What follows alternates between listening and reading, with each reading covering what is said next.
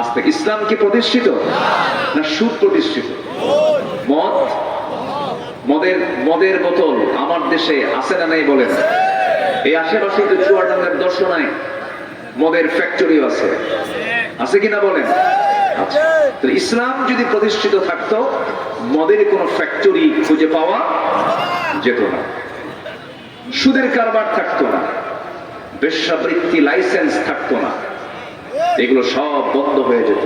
কারণ ইসলাম আছে যেখানে, সেখানে সুদের কোনো জায়গা, জেনার কোনো জায়গা নাই। তাহলে ইসলাম প্রতিষ্ঠিত হোক সবাই চান তো নাকি? সবাইকে চান? যে চায় সে মুসলিম, আর যে চায় না সে মুসলিম নয়, তবে টাটকা মুনাফিক। টাটকা কি? এটা কি মোল্লার কথা না আল্লাহর কথা? মোল্লা কইছেন আল্লাহ কইছেন? আল্লাহ বলেছেন।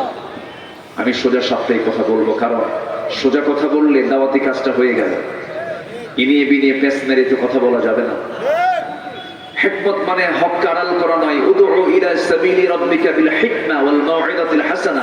হিকমত মানে হলো প্রজ্ঞার সাথে কথা বলো, যোগ্যতা নিয়ে কথা বলো, কিন্তু হককে আড়াল করার কোনো সুযোগ নাই।